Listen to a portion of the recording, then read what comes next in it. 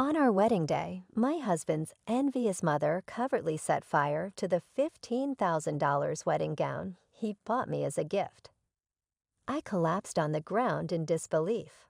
My husband, Aiden, acted quickly to extinguish the fire, saving my life. However, she never anticipated what transpired next. I plotted the ultimate retaliation. I vividly recall my initial encounter with Aiden. Everything else seemed to vanish, and time seemed to slow down. He was all I could see. 30-year-old professional rugby player Aiden Gillen was tall, affable, and had a smile that could light up any space. But I fell in love with him for more reasons than just his appearance. It was his treatment of me. Aiden was gentle, compassionate, and gave me a sense of specialness that I had never experienced before. At the time, I was 29 years old and employed in Boston City as an office assistant. My life was straightforward and stable. I had a lovely family, close friends, and a wonderful job. But there was always a sense of absence. That something was actually Aiden. At a friend's party, we first met. I was hanging out with a few coworkers, and he was there with his rugby pals. I sensed this connection right away when we first spoke. We had a lot in common, including a passion of exploration, a willingness to try new things, and even a similar appreciation for the value of family. I could not have asked for a better partner than Aiden. We became inseparable as our connection rapidly grew. We discussed everything, even our shared future. I had never felt so valued and cherished in a relationship before. I felt like the most significant person in the world because of Aiden. We soon began discussing getting married. I couldn't wait for our wedding day since it felt like a dream come true. I believed that nothing could destroy our happiness because Aiden was all I could have ever desired.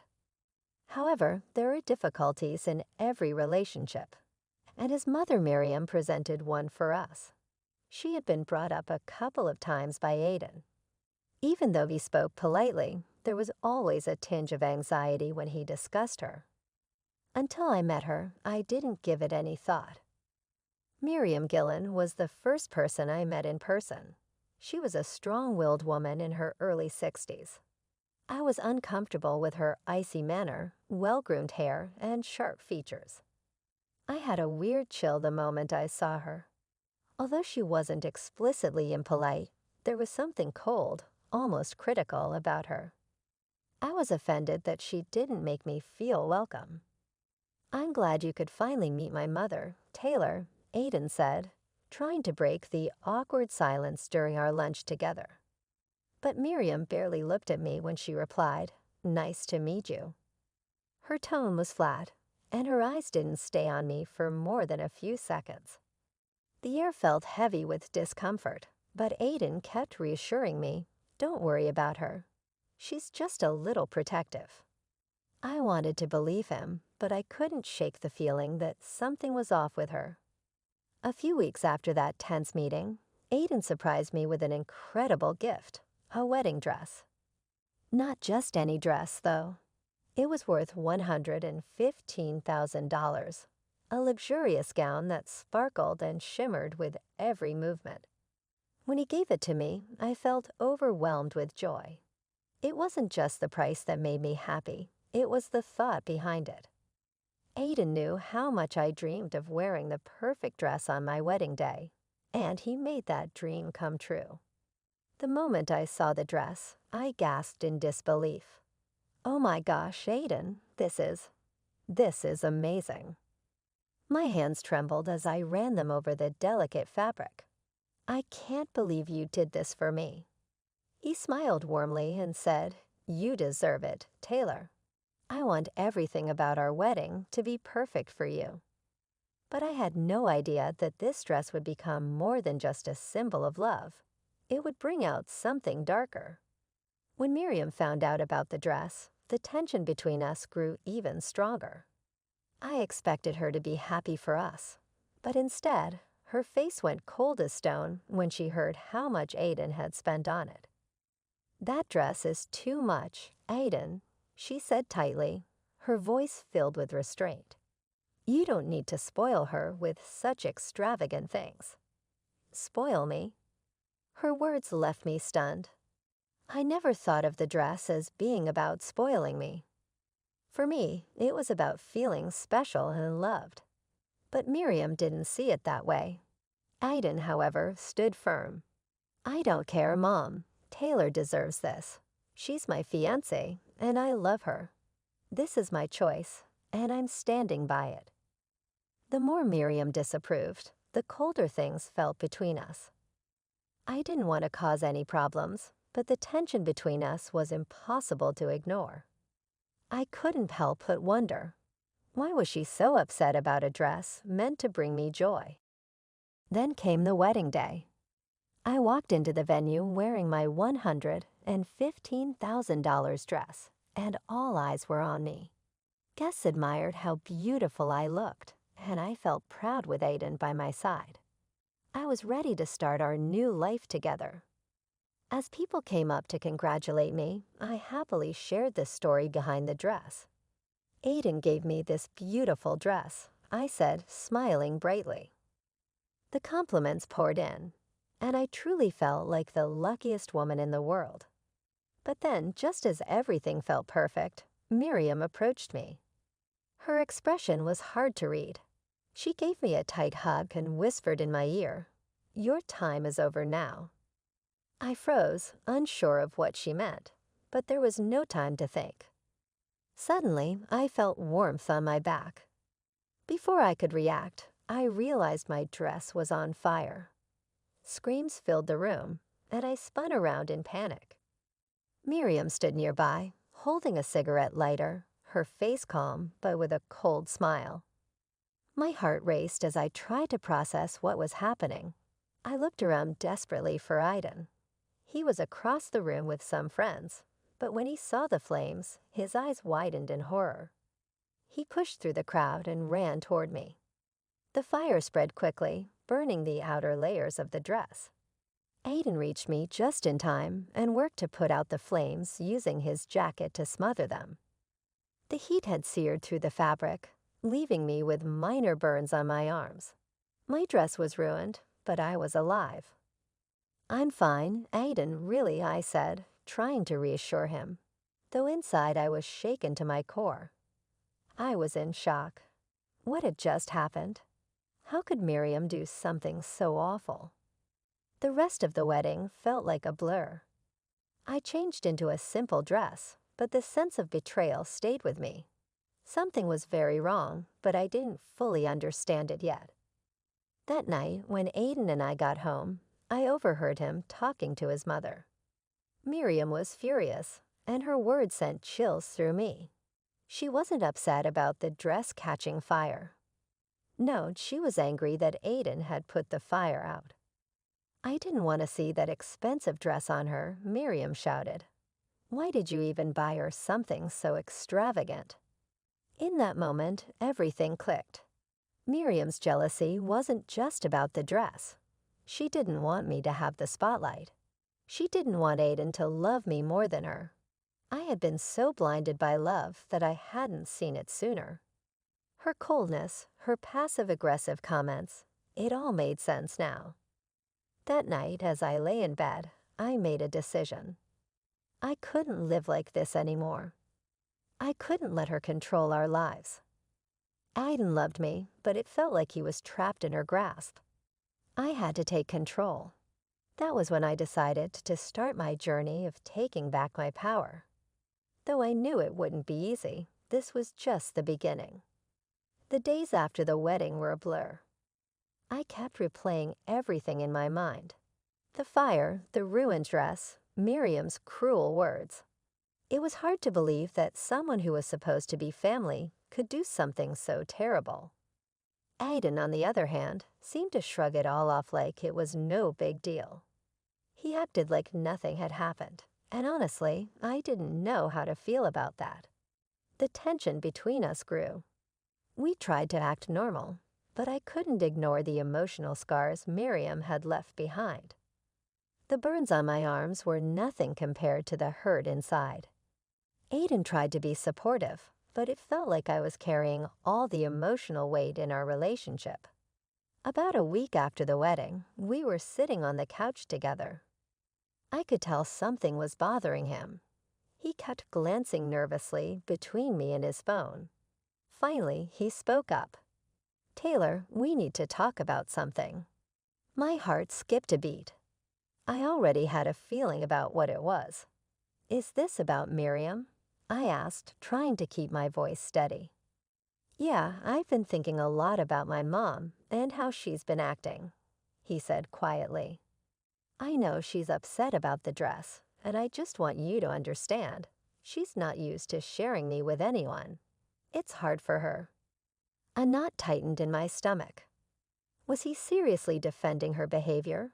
Could he not see how toxic his mother was? I stared at him, feeling a wave of frustration. "Aiden, it's not just about the dress," I said, my voice trembling. "It's about everything. The way she treats me, the way she makes me feel worthless. That's not normal." He finally looked at me, his expression soft. I know, and I'm sorry. I really am. But she's my mom. I can't just cut her off like that." "Why not?" I asked, my frustration spilling over. "She's been controlling you your entire life, and now she's trying to control our relationship. Why are you so afraid of her?" Hayden flinched at my words. "I'm not scared, Taylor. She's been there for me my whole life. She's my family." Tears welled up in my eyes. "And what about me? Am I supposed to just accept her mistreatment because she's your family? Am I supposed to let her treat me like I don't matter?" He fell silent, his face conflicted. I knew he was trying to make sense of it all, but it wasn't enough. The more I thought about it, the more I felt like I was losing him to a woman who wouldn't even respect me as his partner. The next day, I overheard another conversation. This time, I wasn't trying to eavesdrop. It just happened. I was walking through the house when I heard Aiden and his mother talking in the living room. I froze when I heard Miriam's sharp, angry voice. "You really let her get to you, didn't you?" Miriam spat. "You let her ruin everything. That dress, that wedding. She doesn't belong in our family. She's just a distraction." Her words hit me like a slap to the face. I couldn't believe what I was hearing. Miriam's jealousy ran so deep that she couldn't stand the sight of me with her son. And Aiden, he didn't say a word. He didn't defend me. He didn't stand up for me. "Mom, please," Aiden finally said, his voice strained. "Stop. I'm trying to make this work. I love Taylor, and I love you." Miriam's tone turned icy. "I've always been your priority, Hayden. And if you really think she's the one for you, then why did you give her such an expensive dress? Why would you spoil her like that?" I felt my heart sink. It was clear to me now. This wasn't just about a dress or a wedding. Miriam didn't want me in her family, and Aiden didn't know how to choose between us. A surge of anger rushed through me, and I couldn't hold it back. I walked into the living room, my face flushed with emotion. "Why do you care so much about a dress?" I demanded, my voice trembling with frustration. "Why does it bother you that Aiden loves me? Why are you trying to ruin everything between us?" Miriam turned to me, her expression cold and full of disdain.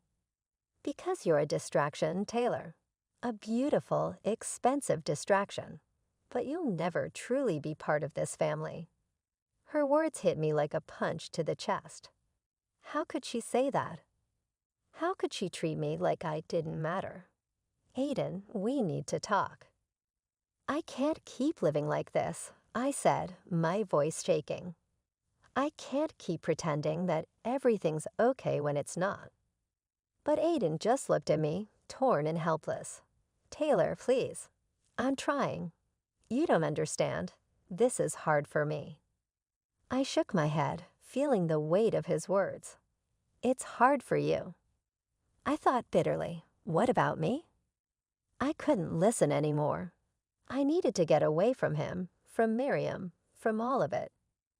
That night, I went to my parents' house, feeling like my whole world was falling apart. I sat in my old bedroom, staring at the ceiling, trying to make sense of everything. It wasn't just about Miriam anymore. It was about Aiden, too.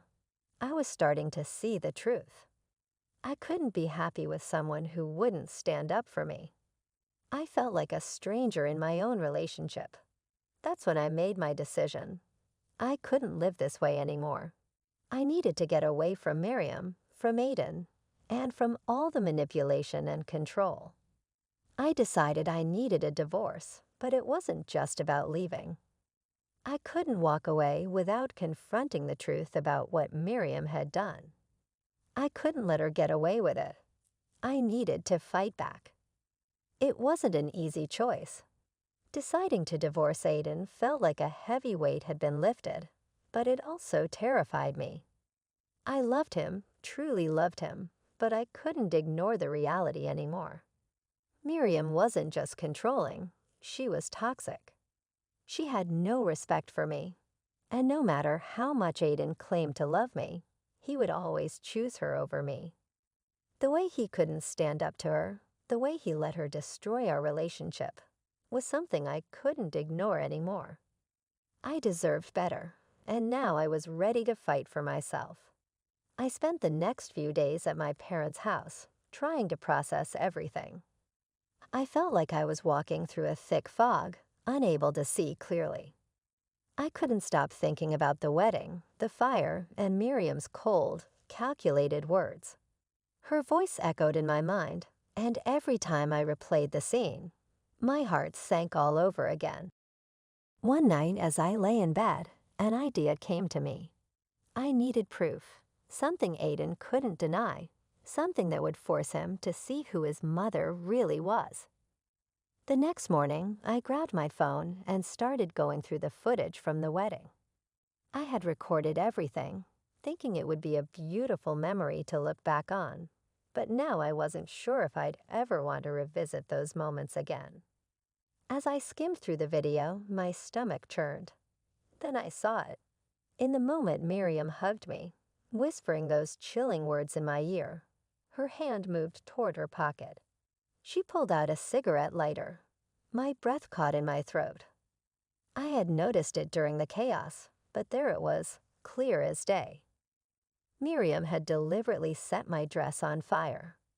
For a moment, I just stared at the screen, unable to believe it. How could she do this? Why would she do this? But as I thought about it, the truth became clearer. This wasn't just jealousy. Miriam was terrified of losing her control over Aiden. She was willing to do anything, even ruin our lives, to keep her grip on him. With the video as proof, I knew I had to act. I couldn't let her get away with this. I called the police. It wasn't a decision I made lightly, but I didn't have another choice. She had risked my safety, destroyed the most important day of my life, and manipulated Aiden for far too long. It had to stop. The police took my report seriously, and an investigation was launched. It didn't take long for them to gather enough evidence to arrest Miriam. When I got the call telling me she had been taken into custody, I felt a strange mix of emotions, relief because she was finally being held accountable, and anger because she had taken so much from me. This wasn't just about the dress or the fire. It was about everything she had done to try to break me. But now, I was finally taking back control of my life. I knew Miriam was finally going to face the consequences for everything she had done to me and Aiden. But I couldn't help feeling angry too. Angry about the pain she caused, and the way Aiden let her actions go unchecked. When Aiden found out about her arrest, he was furious. He called me, shouting and accusing me of ruining his family, but I didn't care anymore. I had tried to be patient, tried to make things work, But I had given him every chance to stand up for me, and he hadn't. In my eyes, he was just as responsible as Miriam. "I can't believe you'd do this to me." Aiden yelled, his voice trembling with rage. "She's my mother, Taylor. She's the only family I have left." "Well, I was your family too," I said, my voice steady but firm. "But I wasn't enough for you, was I? You chose her over me, and you always will." There was silence on the other end of the line. I could hear his heavy breathing, filled with frustration and disbelief. Finally, he spoke again, his voice quieter this time. I don't know what to say." "You don't have to say anything," I replied calmly. "I'm done, Aiden. I can't live like this anymore." And with that, I hung up. I knew it was over. My marriage was over, but instead of feeling broken, I felt free, free from Miriam, free from Aiden, and free from all the manipulation and control that had held me down for so long. The police eventually charged Miriam with multiple offenses, including endangering my safety. She was sentenced to a long prison term. When I heard the news, I felt a strange sense of justice. I had taken a stand, fought back, and won. But the real victory wasn't her punishment. It was reclaiming my life. I promised myself that I would never let anyone, not even family, control my happiness again. After everything that had happened, I finally felt like I could breathe again. The chaos, the heartbreak, the fire, it was all behind me. For the first time in months, a sense of peace settled over me. But I knew that the hardest part was still ahead, moving on. Rebuilding my life started slowly. I spent the first few weeks focusing on myself, something I hadn't done in years. My life had always revolved around others, Aiden, his family, and trying to keep everyone happy. But now it was about me. I began reconnecting with old friends I hadn't seen in ages. I spent more time with my own family, the people who truly loved and supported me. For the first time in a long while, I found joy in simply being alone. Piece by piece, I started to rebuild, and with each step, I felt a little stronger. I truly felt strong when I looked at who I had become. I had been through so much, yet here I was, standing tall. I had fought for myself and won. It was a power I had never felt before. I thought my story was over, but then something unexpected happened. A few months had passed since Miriam's arrest. Aiden and I hadn't spoken since that last phone call. I thought he might be angry or try to contact me, but he didn't. Then one afternoon, I got a call from a number I didn't recognize. My heart skipped a beat when I realized it was Aiden. I hesitated before answering, unsure if I was ready for this conversation. "Taylor," he said softly. His voice sounded tired. "I've been thinking about everything, and I know you probably won't forgive me, but I need to apologize. I didn't see it back then, but I see it now. I was blind to what my mom was doing. I should have stood up for you. I'm sorry." I didn't know how to respond. My heart felt torn. Part of me wanted to yell at him for everything he had put me through, but another part of me just wanted closure.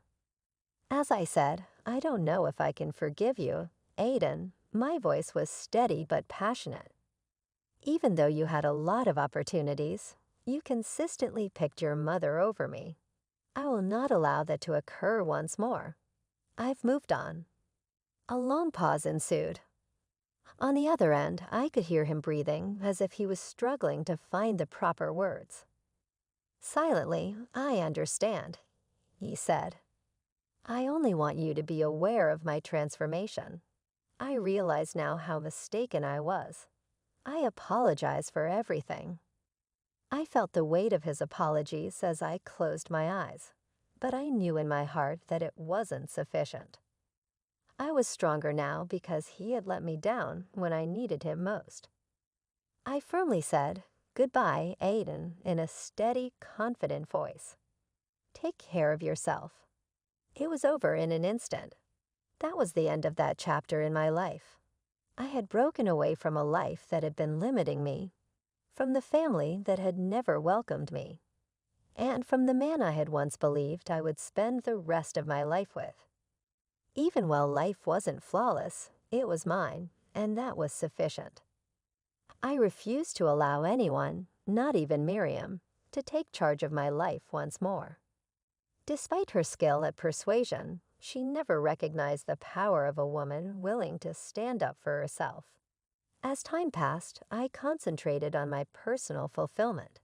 I put all of my energy into my work, into achieving inner peace, and into doing the things that made me happy. I had come to realize how crucial it was to defend my own rights and never let the jealousy or dominance of others to define who I was. A year or so later, I received news that completely altered my life.